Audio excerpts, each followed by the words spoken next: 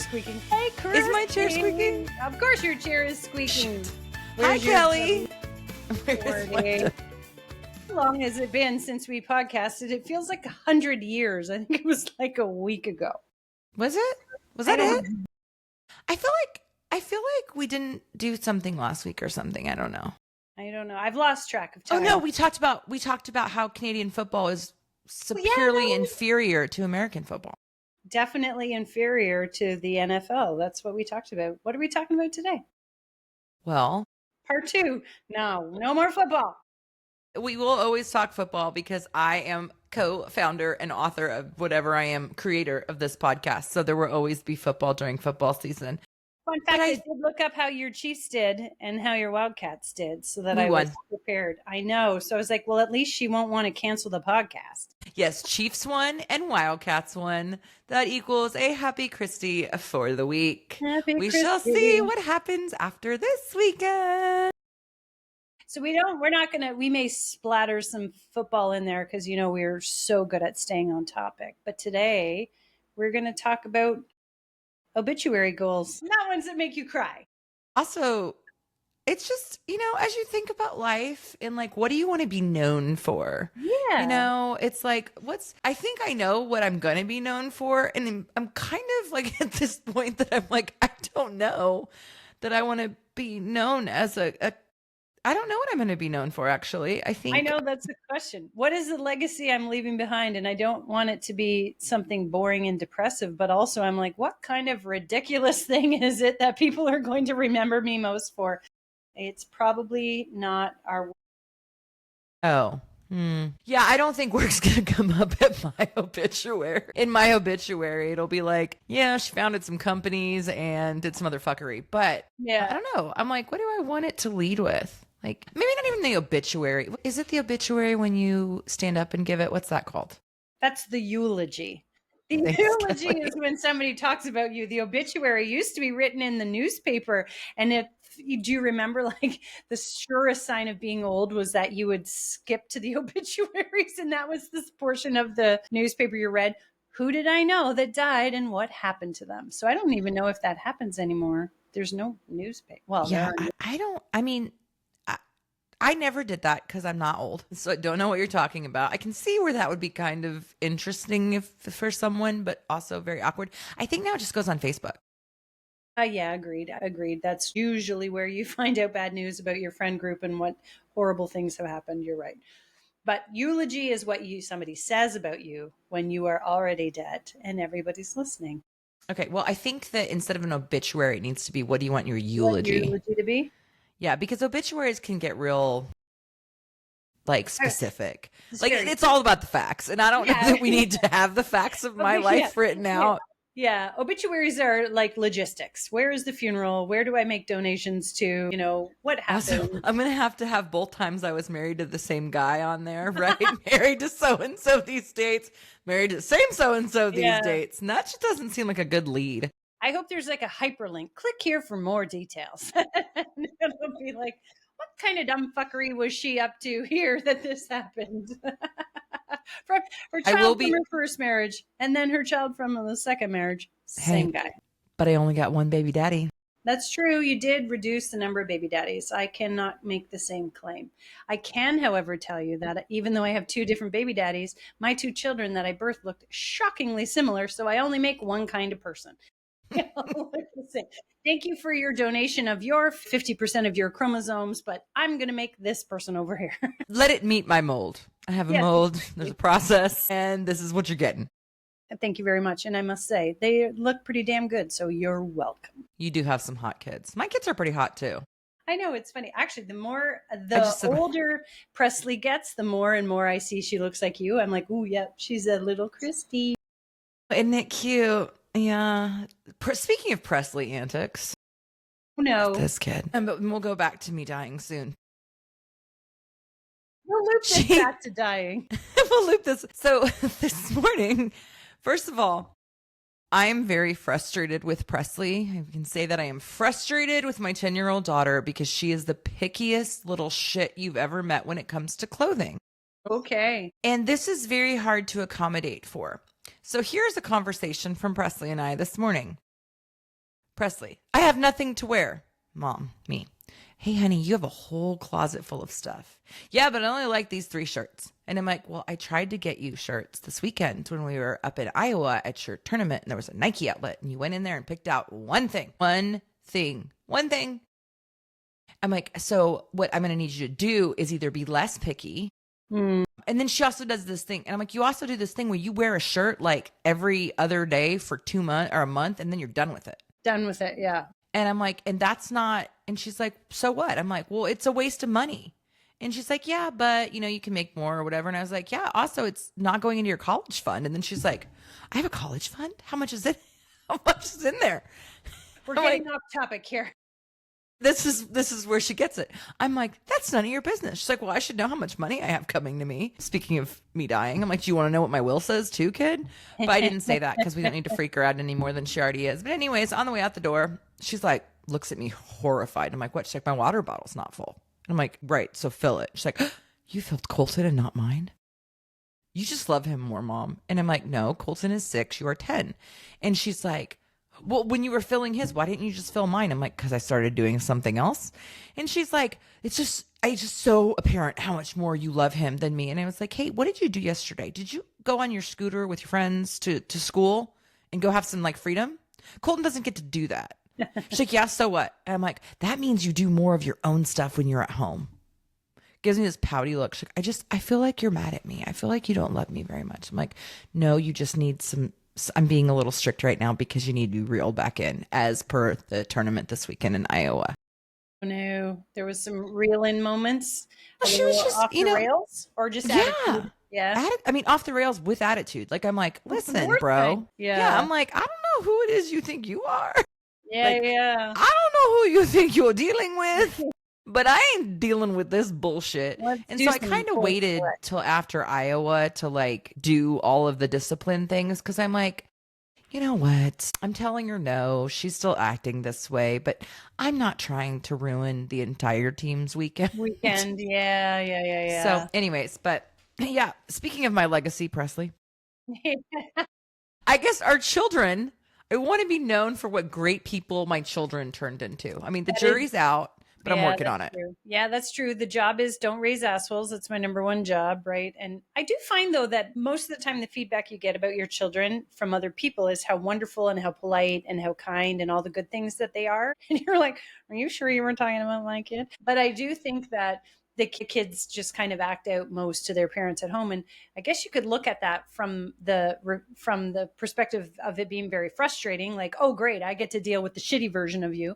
But there were lots of times that I could turn it the other way and say, actually, the Mary Poppins side of this is that we've curated this environment where they feel safe to be exactly how they're feeling in the moment. And if that's shitty, they don't feel like they're going to have big, recourse from their parents. So it probably feels pretty good to tell your parent you're frustrated about this or you didn't like that. That would be the one side of it. You're not getting the best of them, but you're getting an unfiltered version. I don't know how that would feel because I would have had my ass beat I know. with a belt. I know. Like, I was so afraid of my parents. I mean, really mostly my dad, but I was petrified of them. I wouldn't have said half the things. I mean, that's not fair. To Mom, I would. Because I felt safe with Mom. Dad, I was like, you are a crazy motherfucker. I don't know what you're going to do next. Yeah. So I think that's probably it. You should look at it as a compliment.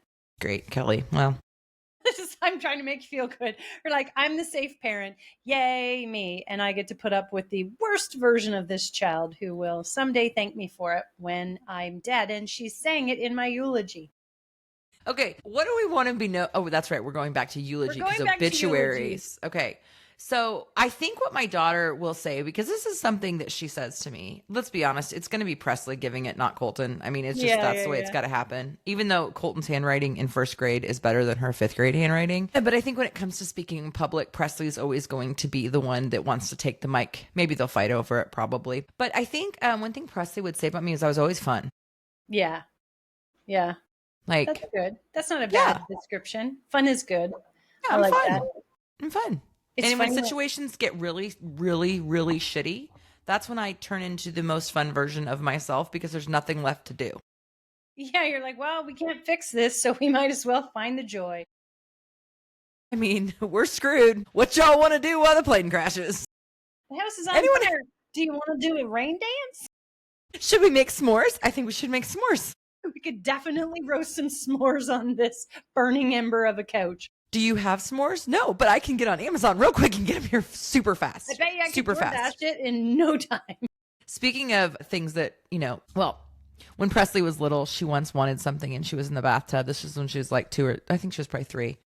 And I was like, okay, I'll get that for you, honey. And she's like, get on your phone. Get it now. Because she knows that there's this thing that mom gets on her phone and shit shows up. I feel like you may have started this problem many years ago. If you actually got on your phone when your toddler told you to get it on your phone. Well, I didn't. It's just she was used to that reaction from me because I I've seen you do that. I've seen you do it even with me. Phone case. Oh, I like it. Send it to me now. Click, order, done. It'll be at my house tomorrow. But I'm with you. Okay. It's more that you're going to forget, or I'd have to write it down and then I'd have to find the piece of paper where I wrote it down. So I'm going to put for my eulogy, I'm going to be known as resourceful. We're going to call it resourceful. Oh, okay. So resourceful. Fun and resourceful is what your daughter would say. My head automatically went to negative places. Like, what are people going to say about me? And I'm not saying kind things. I'm like, I feel like Brady would say, my mom never hugged me enough. That's what he would say. Really? Are you not a hugger? I'm not a hugger, and he is definitely, I am better at it, but I'm not like I'm a bit, you come to my house, I'm going to hug you to say hello, but I'm not the cuddler, snuggler. I never have been. I think I shared a room with my sister for too many years and she was glommy and I'm like, get off me. So Brady's, I would say his love language is probably physical touch and mine is like not. And so he would tell you I never hugged him enough. He'll kill me. And he'd be like, you talked about that on the podcast, Bella. Don't tell him I talked about this because we all know he's not listening. Brady's not listening? No, he doesn't want to listen. Poo on him. Poo on Brady. That's why Presley, Presley wants to listen, but she's not allowed to. I was like, mommy cusses way too much. But it's funny that you're not a hugger because, like, I'm like, get in here. Like, the world is hard. And I'm a good hugger. I don't give that, like northeastern, like, back pat. Barely touching each other hug. I'm like, get up in here. Let me hug you. I'm going to hug you like my life depends on it. And my kids are both total huggers. Oh my gosh. Like, they want to like sit on my lap. Yeah, see, I'm okay with the dog strangely doing that. That's disgusting. I'm sure I need to unpack this in some sort of therapy. That would definitely be what Brady would say of me. Back to the hugging and welcoming people. I do have a sub question for you. Kissing hello. First off, yes or no? Depends who it is. Just anybody.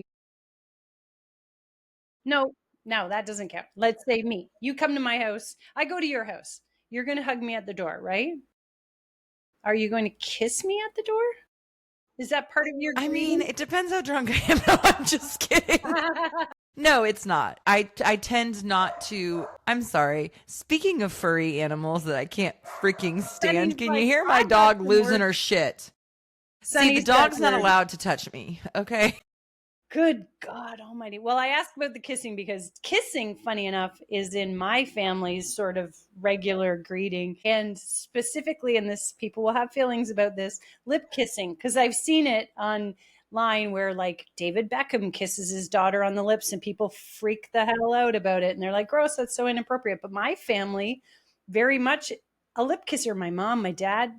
And so the very first time I was saying goodbye or meeting Andrew's brother, I go give him a hug and I go to kiss him on the lips because I do. And he was like, what the fuck are you doing?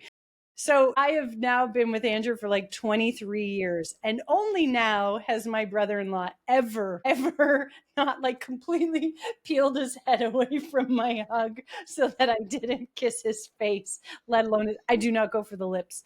But we need to talk about physical boundaries here. You say anyone. No, I don't kiss anyone on the lips, especially. I do kiss my kids on the lips. And, well, I mean, really, it's only Colton now because Presley turns her head unless she's really fucked up. And then she's like, have a kiss. I'm like, fuck off. But I think it's fine to kiss your kids on the lips for as long as they'll let you. Yeah. I hope my son always kisses, but absolutely fucking not am I kissing anybody else on the lips unless, I mean, I kiss my mom on the cheek. I kiss people on the cheek. I'll do So the you cheek don't. kisses.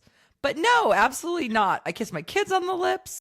Okay, you're right. Me neither. Next topic. No, I want to unpack this a little bit because I like, Kelly, could you imagine? Like, what if you met, like, I don't know, someone's boyfriend? You just go in for one or what? No, I don't like kiss rando people's partners on the lips, but like my really, really good friends. Yes.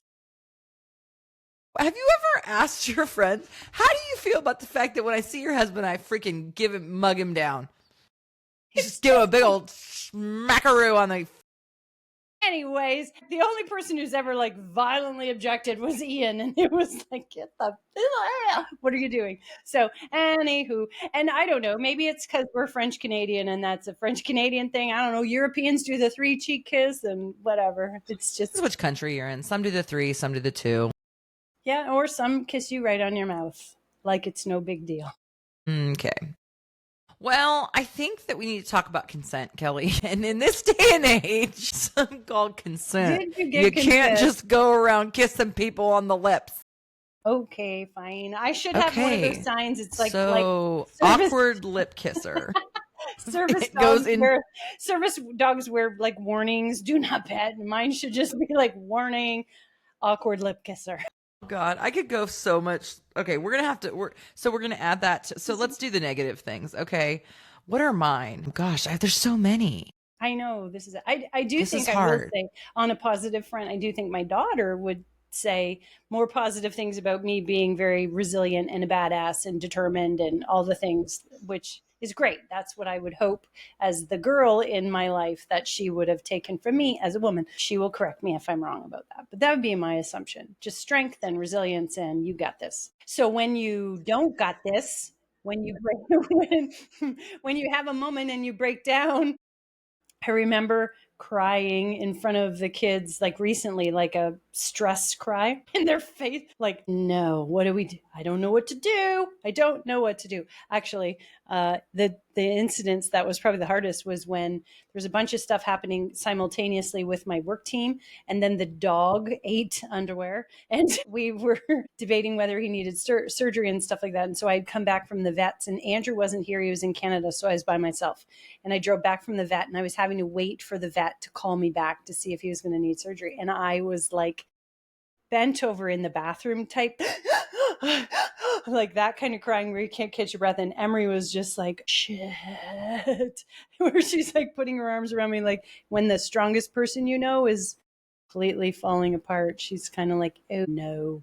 So I think that would probably be her take on the positive of mom, super resilient and able to handle a lot of stuff. But oh dear, when the wheels go off the wagon. Well, I think that's interesting because if crying is an indication that you've lost your shit, my day-to-day life is going to look like that because I believe that crying is very useful for getting rid of stress. I agree with you. I think it was the violence at which I was crying, where I couldn't even catch my breath, where I was like, this person is bent over trying to catch her breath as she's like sobbing and the boogers are running out of your nose, kind of crying. Not like, I'm so frustrated, there's tears coming out of my eyeballs. Angry tears jetting. Murder tears. So Presley was born without like one, maybe she had blocked tear ducts, and then it turns out she was like missing one tear duct. So her she tears can only cry out of one eye, or they shoot no, they like projectile. Like when she cries, they are like these huge freaking tears. Like you would actually think it's, if they're fake, they're so big because she doesn't going to come in real useful when she's using them for manipulation purposes. Well, it doesn't work on me because I know. No, but I mean, like in future relationships or like teachers, and you're gonna have to give me a better grade. Big sloppy tear goes down her cheek. Maybe Presley should get into acting. God help us all. No, I can't. Listen, there's no.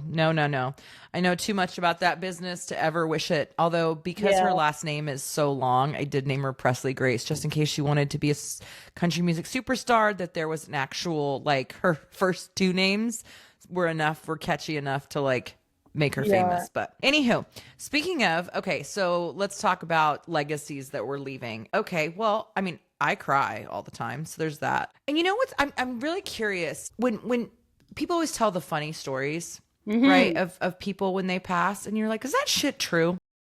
Well, like the family legends, and you're like, did anybody actually check that this could have even happened? Those folklore stories, and then you kind of wonder what folklore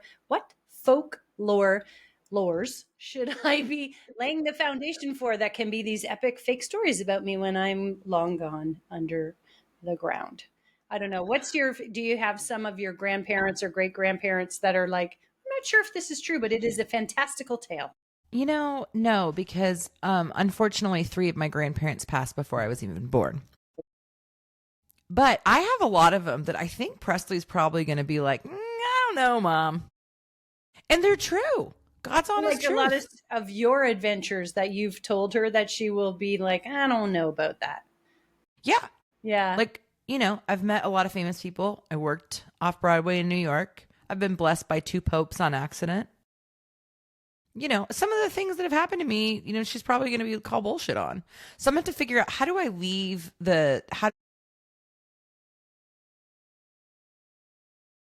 Well, we have a podcast. That feels like good evidence to be used for or against you. Oh shit. Oh shit. Maybe they'll just play the podcast. Let's just play some clips from the podcast to remember who this wonderful, wonderful woman was. There's the tears and all the swearing. Yeah. She swore a lot. She couldn't spell for shit. Yes, it's true.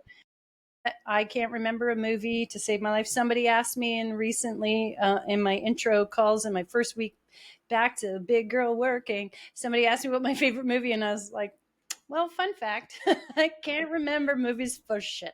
Did you really say that? I didn't say for shit, but I did say that I do have this complete inability. But the 2 movies that are kind of my favorites are 51st Dates, because 10-Second Tom is in it, and I'm pretty sure that's who I am.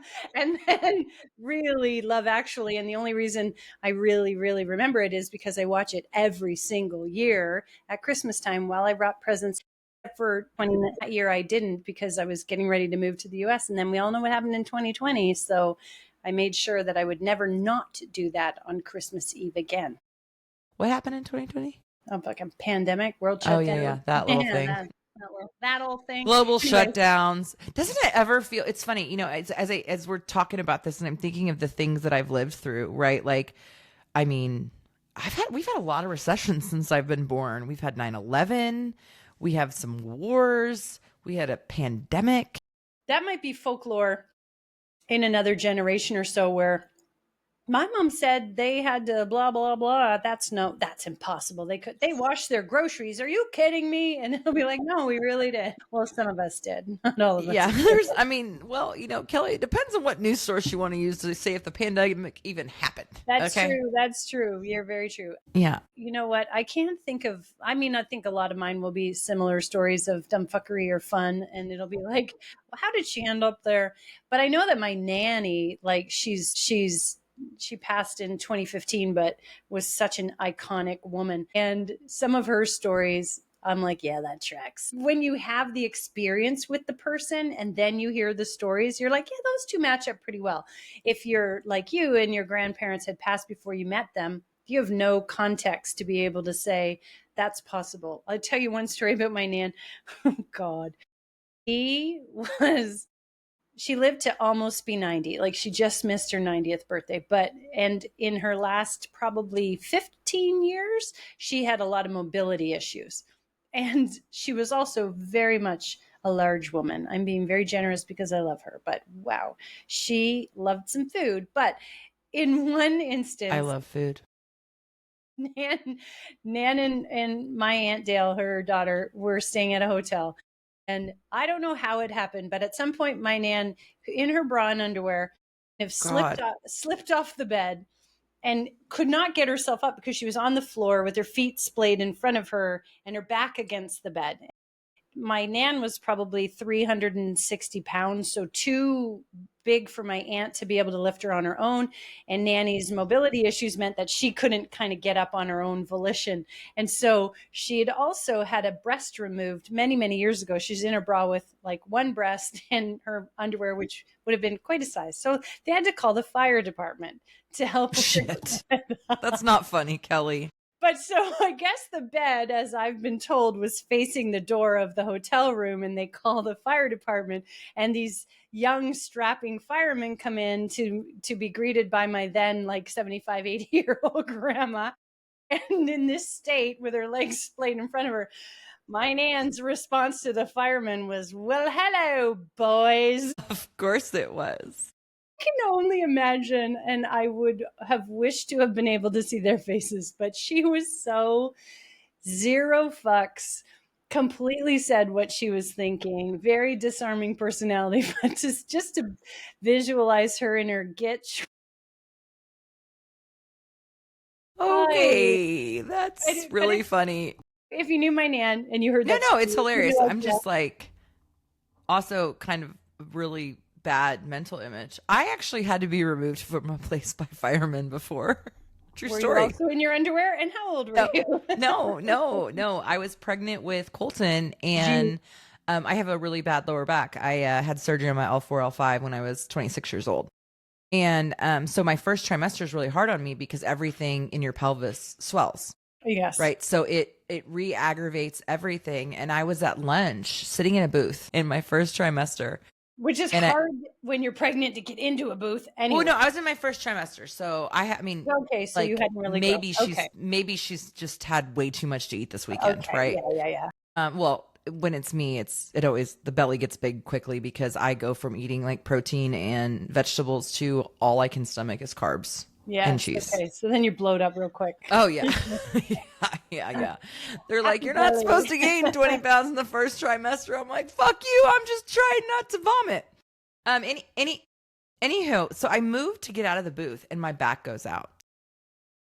And I have to tell you, I don't know, like I have a really high pain tolerance, but when it comes to your spine, at some point your body freezes up and you cannot move. I agree. And I literally am sitting there. And I look at the women I was having lunch with. I'm like, I can't move. Like my brain is like, move your legs, and nothing. They weren't doing anything. So the fire department, so embarrassing. Happened to Dallas. It was what was the restaurant? Hold on. Yeah, they had to come into the restaurant and get me out of the booth. Put you on a stretcher or just like because I literally could not move, Kelly. Like the ambulance showed up, and this is so like I was so embarrassed by it. The ambulance shows up. Hold on. Say that word again. Embarrassed? No, the truck with the lights and the people. The ambulance? Did I say it wrong? Holy shit, do you ever?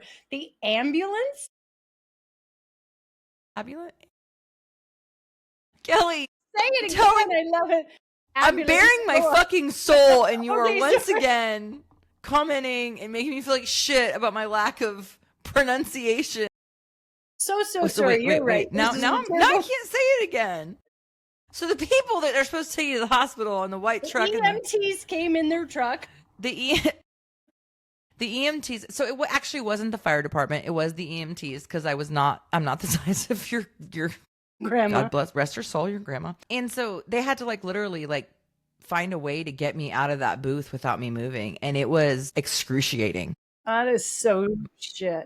I had it happen just moving a pillow in my backyard, and I was home by myself, and it just, I don't know what happened. It's like zing. And then I'm like, and I'm just going to stay here for the rest of my life. I'm paralyzed. It's true though. Like I don't think that people who haven't experienced it can even understand. They're like, just get up and walk. I'm like, you don't understand. Yeah. I cannot. There must be a protection mechanism in your brain that's like, shut off the switches. We gotta disconnect the power supply. We're in a full-time shutdown here. No, there's not. I mean, I literally, when I got to the hospital, I keep saying literally, my God, sound like a freaking young kid. Okay. Presley uses that all the time. She says literally. I'm like, you keep on using that word. I don't think it means what you think it means. I don't think you literally meant literally. Don't even think you understand what the word means. But we got to the hospital, and the doctor was trying to get me to stand. And like, I don't even know how to describe it. It's not like, oh, I can't do it. It hurts too much. I'm like, listen, bruh, I can't move. My body is, I stayed 2 nights in the hospital.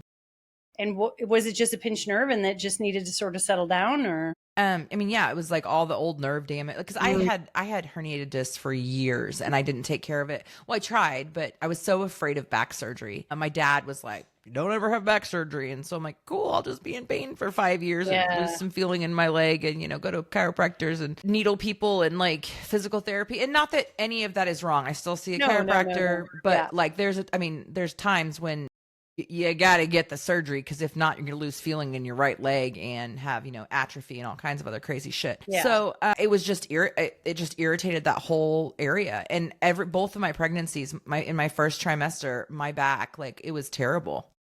I remember with Presley, and maybe this is why she doesn't have tear ducts. So with Presley, the same thing. I can't wait to hear this connection. Hold on. Just remember, correlation does not equal causation. But if we're going to put science to the side for a moment, if I may. So I went to the ER. My back like went out really bad. And at the time, my husband was working as an ER nurse. And so didn't know I was pregnant, was trying to get pregnant. They do a blood pregnancy test on me. It is negative. They then shoot me up with Dilaudid. Or is it Dilaudid? I don't know. Whatever. Is it Dilaudid? Did I get that right? Sorry. Don't know all my drugs. It does not mean anything that I do. Whatever, Kelly. Anywho, and I'm going to talk about like never give me that stuff again. Like it made me sick. Like it was like. Did you throw up? I did. Yeah. I did. And so I went home and whatever. And like 3 days later, I was just like, I just don't feel right. Took a pregnancy test. I was pregnant. Shoot.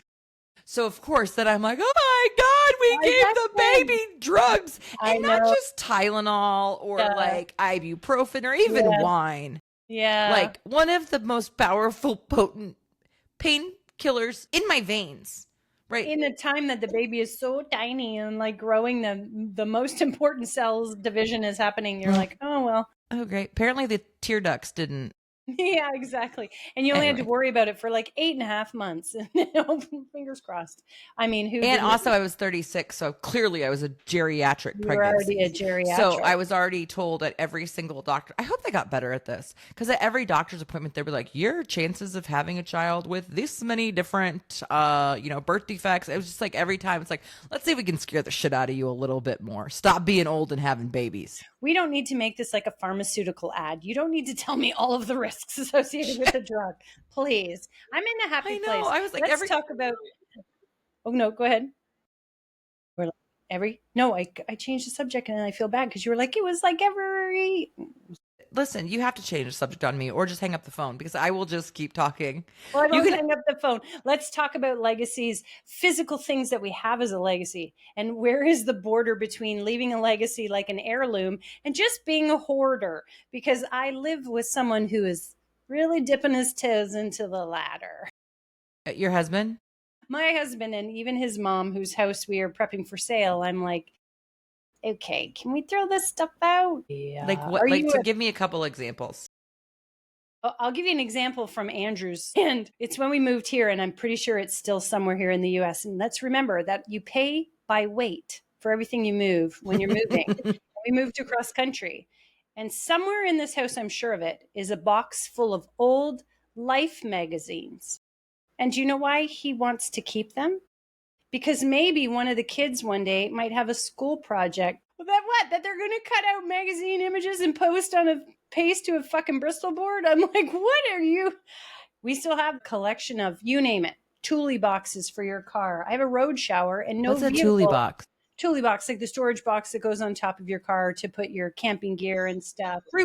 Goes on a roof rack. But simultaneously, we also have ones that go on the back of your car, and not one, not two, 4 of those. Because if one is good, 4 is infinitely better. And these are big things that take up space. And he'll say, they're for the boys. Well, the boys would have to physically drive to California to pick them up, and they've already said they don't have room. What are we doing with this shit? And I know it'll still be here in 30 years. This squeaky chair is some squeak today. Are you reaching for the WD? No, I'm reaching for my kids' first Converse because that's probably all they're going to get from me because I don't hoard anything. Yes. And I don't, but do you keep all their artwork? Yeah, no. I take pictures of it though. Me too. But also every time my kids come home from school, like I'm like, how many trees did we kill today, kids? Yes. There's dead trees. I mean, there's so much paper. But yeah, no, I was using my squeaky chair, which I can't get to stop squeaking. Maybe I just need a different chair. I You don't might know. need a new chair. I But love those tiny aren't little those things. cute? So, yeah, these teeny tiny little, they were pink Converse for Presley, and look how little they were. You can't see it because if you're listening, but they're super tiny, super cute little Two pink, Velcro pink pink Converse. Converse. And then Colton, I think I forgot to save his first pair, but I think these are, well, actually, honestly, Colton was, I mean, we were in COVID, so he didn't wear shoes. Yeah. So Colton's, because he was born at the very end of 2018. So by the time he needed shoes, we were stuck inside. So yeah, Colton's we don't need them. are these little dinosaur Converse. I don't know why I went with Converse. It's very interesting because I don't even really wear Converse, but apparently I was into them. So Colton's are like a size 6. Let's see how big they are compared to Presley's pink ones. Well, they're like twice the size. I mean, because here. Yeah, they're quite bigger. Because Colton, again, we were stuck inside for 18 months. Yeah. He was feral and fancy free with bare feet. Anyways, those are 2 things that I'll keep for them. But I really, honestly, like, I just don't. Every time I move, I'm like, throw that shit out. I'm the same. I'm a purger. I did purge. Andrew was away last 2 weeks, and so I did a lot of purging. And if he can't see what it is, then I guess it didn't happen because it's gone. But I very much will keep boxes that are memories because my mom was good about keeping really good memory things. And she's mailed them to me as an adult, like pictures of me in kindergarten or some funny poem I wrote that was made it into the newspaper that she clipped out or, stuff like that. But you could fit it in a tiny little shoebox, the number of memories that my mom saved for me. I love the subtle flex there. The poem I wrote that made it into the newspaper. Nice one, Kelly. We'll be sure to put that in your obituary, exactly. but not your eulogy. On my resume. Published author in the Chesley Enterprise. I'm surprised I remembered the newspaper's name. It was actually the Chesley Enterprise. You could look it up. Yeah, I have to ask Andrew lots of times, is this a memory that you're trying to hold on to by keeping the physical thing? And will the physical thing being gone erase the memory? Or is it something that you really think you're going to use? Now, I will admit that in the same time we were prepping his mom's house, we were unpacking these boxes and there was stuff in 2 boxes wrapped in newspaper. There's a lot of newspaper chat in this podcast by me. They were wrapped in newspapers dated February 1994. Which tells me that was the last time the box was ever open, right? Because they were still here in her house now in 2025. However, they were china and teacups. And so the crystal was like, okay, some of this is really nice that someone might like to keep in. The teacups were all matched, but not a set. So cup and saucer matched. And then it was all different flowers and different other things, which I was like, okay, well, let's take these out and put them in a display cabinet and let's actually drink tea out of these things. That's what you keep the memory for. So that's my eternal. Are we leaving it for our kids as love, or is it just really clutter disguised as your heritage? Because ultimately you're leaving it to them to clean if you's gone. That's really fucking depressing. Well, we could do a game. We could make it a game. You could do a great keep, toss, or rebrand as an heirloom. Like you sit with your kids and be like, should we keep this? Should we toss it? Should we rebrand this as a family heirloom? When we moved my mom, we sold her house and moved her into an apartment because she loves it, for anyone that's going to judge me for saying that, but she loved it. And the market was like the best it was ever going to be to sell her home. And, hey, cash it out, sis. Go get yourself an apartment 2 minutes from your daughter's houses and never have to look at the yard, like deal with any of that shit ever again. Right. Brilliant. So we did a lot of that with mom already. It's funny. You think that I would be much more of a hoarder of things because I think there are 4 pictures of me from when I was growing up. I think all 4 my mom sent me in that package, and that's all that exists. Especially when film costs money, and I'm in the middle of 9 kids. Yes, exactly. And we're sitting there going through all my mom's stuff, and we're looking at pictures, and maybe it was about 4 of us girls, and there's probably some wine involved as we were sorting through all of this, and we're laughing. I'm like, who is this in this picture? And we'd have to really which look. Which one of us is this? And the good news is I was blonde as a child. Okay, so at least correct. I'm pretty recognizable. But everyone else, I'm like, oh, Melissa, TBD. Liz, not really sure. I mean, Jenny has a massive head to a small little body. We call her Smurf, so you can always tell which one was Jenny too. So I guess there were some defining characteristics, but yeah. Anyways, moving on then. So other than like, I love this. Jenny, we're allowed to talk shit about her size because she's a tiny person apparently, and also she has a giant head. This is what I've learned. oh yeah, we called her Smurf. I mean, literally, like growing up, she looked like a little, like she had the stick figure of a body. Like she was so small and this ginormous head. How It's old probably is 'cause I tried Jenny to now? kill her. Is Jenny older than you or younger than you? No, she is almost exactly 2 years younger than me. That makes sense why you talk shit about her then. Listen, She's your little sister. It's encouraged and allowed. she's also like, I mean, like my people. Like I don't know that I draw the distinction between myself and Jenny. Like she's that close. I mean, like, would you kiss her on the lips then? yes. Jenny would. made it to the lip kissing list. Yes. And that is a short ass list. It is a very short list. There's two people on it currently. Her 2 children and now you, Jenny. Wouldn't you like to think there's just 2 people on it, Kelly? Well, I know I'm not on the list. That's well, not anymore. But I'll hug this. Hey, listen, I won't kiss you on the lips, but I'll hug the shit out of you. You having a bad day? I hug people that I don't even know. Like when there's people on elevators that like look sad or something, or someone's crying around me and it's just me and them, or even if it's not just me and them, I'm like, do you need a hug? And you know what the answer usually is? Yes. Yes. So I hug total strangers.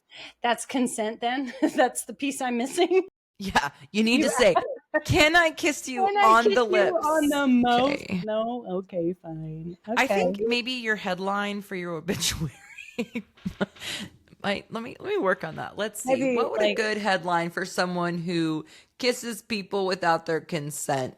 But largely inappropriate. Or just my gravestone can say, hey, I didn't consent to this. I'm very superstitious. I shouldn't have said anything about gravestones. My gosh. Yeah, God, this is depressing. I'm also going to be 101. Here's how I'm going. Okay. First of all, I'm going to be 101. Okay. I'm going to continue my current personality, which is pretty, let's call it vivacious, a little rambunctious, little fuck off. And I'm going to continue that into my old age. I'm going to start wearing red lipstick and hats everywhere I go. Love it. And just occasionally blurt out cuss words just to see people's reactions. Love it. So, and then I'm going to have my 101st birthday party. And then I'm going to go to sleep and go to Jesus. That's how it's happening. Sleep and go to Jesus. See, and this is how you end up with a legacy like my nanny, because this is very much what you're building there. What we should talk about the last little bit is like our midlife crisis points where we make it iconic, and what is it that we could do that leaves that last anchoring. Well, midlife's not last, but that anchoring memory. I think this is it. This podcast, man, this is our midlife crisis. It's not even totally a crisis. Is. It's not even a crisis, unless crisis is something awesome, in which case, yes, this is then full on. Yeah, so I guess, hey, listen, you got me recorded. I mean, what better legacy do you leave than that? I currently have sisters who, when they can't talk to me, they listen to the podcast. When they can't get a hold of me, they listen to the podcast. So you're welcome, everyone who knows me. Yeah. Should something terrible happen to me, you have hours of recorded footage. And then I'm so grateful for like the YouTube channel and the TikTok trends where it's like you can leave a legacy by teaching fucking millennials how to fold a fitted sheet or something like that. Like there's so many things. Who's that dad? I don't know. I'm Gen X and I don't know how to fold a fitted sheet. I mean, I've watched that kind of video 700 times. I still can't do it. But I mean, somebody. Okay, let's not pick on the millennials then, because it doesn't make any sense. Well, I do like that. Sense. There is a dad who has a channel. A dad has a channel and he teaches them all the things that they should know, but likely don't. How to check your oil, how to change your tire. Like he's that dad. Here's your fun dad to help you with things you didn't know. How to snake a drain. I'm like, that's a legacy. Well done. Well done. This is ours. How to be inappropriate and get a good laugh out of it. I think it's how to have a good time amidst the rest of the bullshit. It's true. If I'm gonna leave a legacy, let me think about that for a second. I think I would want to be like, not the eternal optimist, because I'm not that. I'm definitely not that. But like, I want a legacy of like, she was freaking kind. Yes. She was kind even when she didn't have to be. She was inappropriate and funny as fuck. Even when she didn't have to be. Like, I don't know. I want. Yeah, like, yeah, man. I just want people to be like, God, we lost a good one. She was a damn good time. And she, not that kind of good time, but she did have a You good. know, listen, there's Yeah, okay if that's not too bad. there's some of that I'll good take it. time. And she had a mean old bitch's casserole recipe. I'll give her that. Did I tell you that I made that for one of my friends and she No. hated it? I know. I made the chicken and wild rice, delicious mushroom casserole, and both her Did and she her not? husband hated it. What, hate is a strong word. They just, Like, did they not didn't, like they mushrooms? told me. They told you they hated it. Thank you Well, for making listen, me something. I hated it. first of all, I'll I kiss my brought them. friends on the lips, and they're not that kind of asshole friend. Hey, listen, that she is not an asshole friend. Okay, she's a truth teller and God love her. Because here's what she said. She tried to give it back to me. So I brought over a bunch of food. I brought over enchiladas. I brought over homemade lasagna. And I did old bitch's casserole. And I did them in fourth container pans, right? Because, Okay. you know, when you get a, like, unless you're a big family, if you get a whole freaking, you know, casserole you dish, have, like, no one wants put to it eat lasagna every night for for a 8 week. days. Yeah, exactly. Well, I will only eat things for like 5 days, and then I'm like, I think they're gross. I think something's now growing on them. But anyways, I digress. So I bought her all of these like little ones that she could then, you know, heat up as needed. So she tried to give me back the old bitch's casserole ones 3 of the 4 old bitches casseroles. because she's like, hey, I know that took a long time to make, and you know, I know you love it, and we just really weren't fans.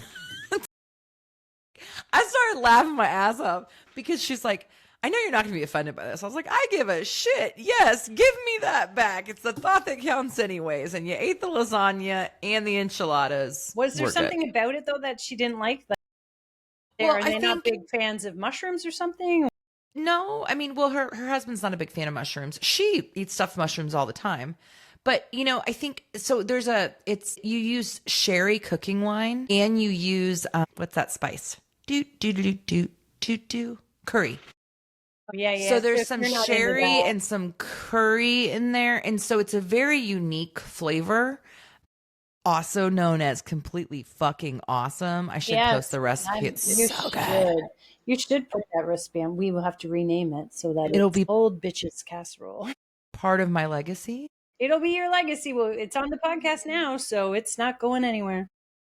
Well, you know, until the internet. Well, never mind. Okay, that's getting very dark. I think we have to wrap things up. Don't you have? Let's I also have an congratulations because you now have a big girl job. Yeah, congratulations. You now can't just talk with your friend all day. You got to get back to work. That was your lunch. Back at it. Did you eat? No, I didn't. Okay, well, we don't need you dead. I did bring my shameless sweets though, but I can't just eat these because then we all know. Never mind what happens if you eat too much fiber. Okay. Well, you started the podcast off with a nasty protein drink that was watermelon flavored, which those two things should not exist in the same universe. And then I don't know what kind of gummies you just showed us. I mean, you're in California. Who knows what are in them? These are the fiber candies I told you about that are good if you have a less regular digestive system. But they're also delicious. And so the problem is you could eat so many of them because they're delicious. But we all know what happens if you eat too many. But I'm not going to get through a podcast without you saying poop. We're going to do it. You just said it. I did. You're not allowed to say it. Christy said it. Everybody take a drink. No. Okay. With that, everybody have a great week. And, you know, just how do we sum this up? Moral of the story. Kelly, what's the moral of this story? Think about what legacy you would want to leave. And if you want to let us know, if you had to give your own eulogy in one sentence, what would it be? Or write the headline to your obituary. Look at us go. What would it be? Also, I think... in a fun way, not in a morbid way. I think, though, too, like the moral of the story for me as I'm listening is like people are not going to remember you for the great deck you wrote or for, you know, how good you were at your job. Maybe they'll remember you like she was really good at her job, like she was a badass, she was really smart, fine. But that's like so just the surface level, and we spend so much of our lives defining ourselves by that job. Exactly. People are going to remember you for the way you made them feel. So thank you. Who said that? I just did. Maya Angelou, I think. Maya Angelou? Maybe. Yeah. But people will it's never true. remember what you said. They'll remember how you made them feel, or something like that. Yeah, it's so true. So think about that when you are experiencing people. How are you making them feel? Because that's really the legacy you're leaving. Love it. Get back to work now, Kelly. Gotta go to work. Goodbye, people. Bye, Chris. Hey, have a great day.